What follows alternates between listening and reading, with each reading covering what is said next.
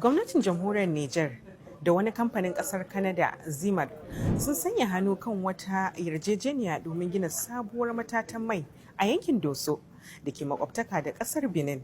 Gwamnatin ta Niger da kamfanin mai na Zimar sun saka hannu kan wannan yarjejeniya ce a ranar Alhamis 24 ga watan Oktoba, inda ta kunshi batun yadda za a tsara aikin ginin matatar da kuɗin da za a kashe wurin ginin da yadda matatar za ta yi aiki da kuma kula da ita bayan kammala gininta.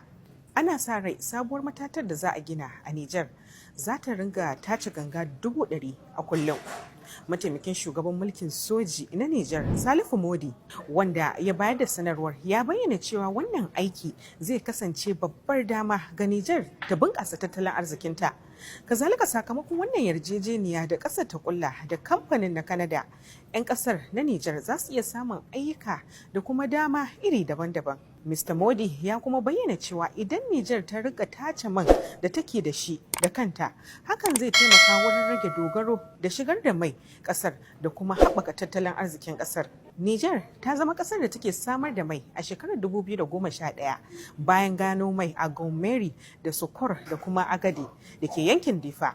A watan Janairun 2012, Niger ta kaddamar da matatan manta na farko wanda ke da karfin tace ganga 20,000 a duk rana a yankin Zandar.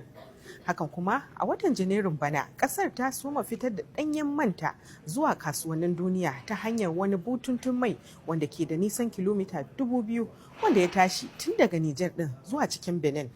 Masana na ganin wannan mataki zai bawa Niger ƙarin ƙarfin tsayawa da ƙafafuwanta tare da yin kafaɗa-kafaɗa da sauran ƙasashe ta fannin albarkatun man fetur, bayan da ta kori Faransa wadda ta yi mata mulkin mallaka, wacce kuma ta zarga da kwashe tsawon shekaru tana sace albarkatun ƙasarta.